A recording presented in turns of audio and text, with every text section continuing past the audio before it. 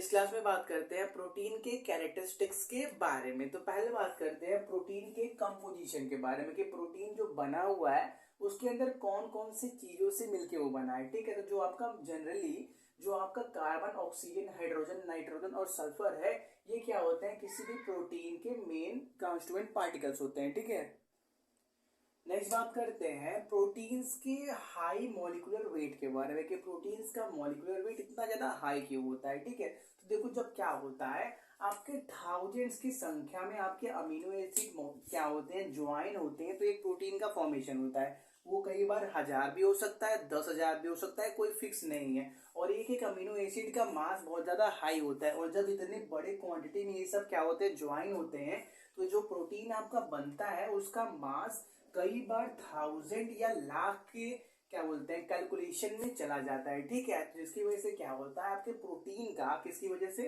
इतने ज्यादा number of जो अमीनो एसिड ज्वाइन होते हैं, इनकी वजह से आपके प्रोटीन का मॉलिक्यूलर वेट बहुत ज्यादा हाई होता है। नेक्स्ट बात करते हैं इसके कुछ फिजिकल स्टेट के बारे में। तो जो आपका जो प्रोटीन होता है वो जनरली क्या होता है, कलरलेस, मतलब उसका कोई कलर नहीं होता, और टेस्टलेस भी होता है। जितने भी प्रोटीन होते हैं मोस्ट ऑफ देम क्या होते हैं, टेस्टलेस होते हैं और एमोर्फोस सॉलिड होते हैं। एमोर्फोस सॉलिड का मतलब ऐसे सॉलिड जिसके अंदर पार्टिकल्स का अरेंजमेंट क्या हो, फिक्स ना हो, वो क्या हो, इरेगुलर ऑर्डर में अरेंज हो। सॉलिड स्टेट में पड़ा हुआ है कि क्रिस्टलाइन सॉलिड क्या होते हैं, एमोर्फोस सॉलिड क्या होते हैं। तो देखो वही आपका है, ये क्या होते हैं, एमोर्फोस सॉलिड की कैटेगरी में आते हैं। इनका शेप क्या होता है, फिक्स नहीं होता है। ठीक है, और इनका क्या होता है, मेल्टिंग पॉइंट भी शार्प नहीं होता। देखो शार्प मेल्टिंग पॉइंट का मतलब, जैसे एग्जांपल से समझो, कोई बॉडी है, उसका मेल्टिंग पॉइंट हमने 100 डिग्री सेल्सियस फिक्स कर दिया, तो जब तक उसको 100 डिग्री सेल्सियस नहीं दोगे तब तक वो मेल्ट होना स्टार्ट नहीं होगा। जैसे 100 डिग्री सेल्सियस टेम्परेचर पहुंचेगा वो मेल्ट होना स्टार्ट हो जाएगा। लेकिन ये सब क्या है, इनका कोई शार्प मेल्टिंग पॉइंट नहीं है। मतलब अगर कोई हमने प्रोटीन लिया, उसका melting point 50 degree Celsius decide किया, तो जैसे टेम्परेचर 40, 45, 46 जाने लगेगा ना, तो उसी टाइम से क्या होंगे, ये धीरे धीरे मेल्ट होना स्टार्ट होने लगेंगे। ठीक है, तो देखो फिर बात करते हैं, जो आप जितने भी आपके प्रोटीन्स होते हैं वो क्या होते हैं, बहुत बड़े बड़े पार्टिकल्स होते हैं। क्योंकि देखो जब इतने बड़े अमाउंट में अमीनो एसिड ज्वाइन होंगे तो बहुत बड़ा सा पार्टिकल मिलेगा। मतलब क्या, जितने भी प्रोटीन्स होते हैं वो क्या होते हैं, कोलाइडल साइज के पार्टिकल्स, मतलब बहुत बड़े बड़े पार्टिकल्स होते हैं। आप ये बताओ कि 12th में आपने कुछ एक टॉपिक पढ़ा हुआ है कोलाइड के नाम से, तो कोलाइड का साइज कितने से कितने के रेंज में होता है, आप ये बताना। ठीक है, कमेंट में कर देना। ठीक है, देख लेंगे हम।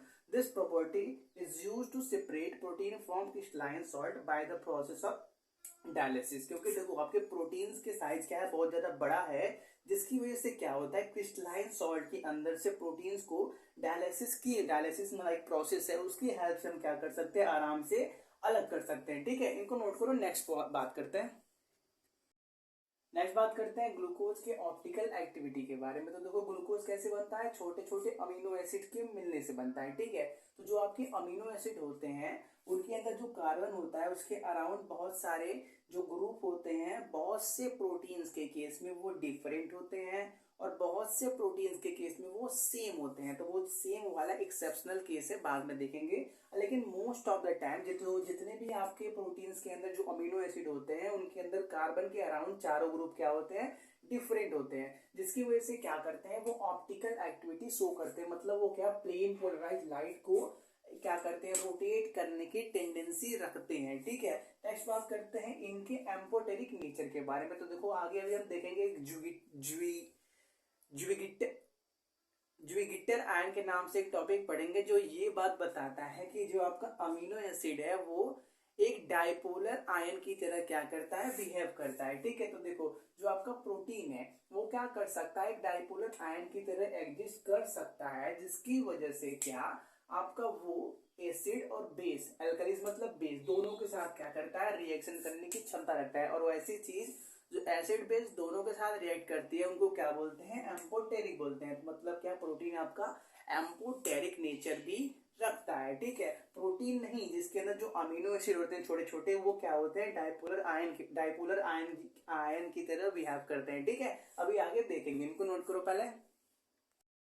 नेक्स्ट बात करते हैं आपके प्रोटीन के हाइड्रोलिसिस के बारे में। तो जब छोटे छोटे अमीनो एसिड मिले तो प्रोटीन का फॉर्मेशन हुआ। अगर हम क्या करेंगे, उसी प्रोटीन को तोड़ देंगे तो रिवर्स ऑर्डर में हमको क्या मिल जाएगा, वो छोटा अमीनो एसिड मिल जाएगा। लेकिन जो ये रिवर्स प्रोसेस आप करा रहे हो प्रोटीन को तोड़ना, उसको आप बहुत सारी स्टेप्स में पास कराओगे और जिसमें आपको एसिड बेस या एंजाइम्स की भी मदद लेनी पड़ सकती है। ठीक है, तो पहले जब आप प्रोटीन को हाइड्रोलिसिस से पास कराओगे तो वो प्रोटियोज में टूटेगा। इसको फर्दर आप हाइड्रोलिसिस कराओगे तो ये पेप्टोन्स में टूटेगा। पेप्टेन्स को आप फर्दर हाइड्रोलिसिस कराओगे। देखो यार, ये जितने भी हाइड्रोलिसिस प्रोसेस चल रहे हैं स्टेप्स में, इसमें कहीं ना कहीं एसिड बेस या एंजाइम्स का हेल्प क्या बोलता है लगता ही लगता होगा। ठीक है, पेप्टोन्स टूटेगा तो वो पॉलीपेप्टाइड के रूप में आएगा। पॉलीपेप्टाइड टूटेगा तो और छोटा सा सिंपल पेप्टाइड देगा। सिंपल पेप्टाइड फर्दर ब्रेक होगा हाइड्रोलिसिस तो हमारे पास सिंपल अमीनो एसिड मिल जाएगा। ठीक है, इसी ऑर्डर में आपका क्या होता है, प्रोटीन का हाइड्रोलिसिस होता है। ये सब स्टेप्स हम आगे देखने वाले हैं। ये बस जनरल कैरेक्टरिस्टिक्स की बात है कि प्रोटीन का कौन कौन सा कैरेक्टरिस्टिक होता है, इसलिए ये सब पॉइंट यहाँ पे जरूरी रहता है। ठीक है, इनको नोट करो।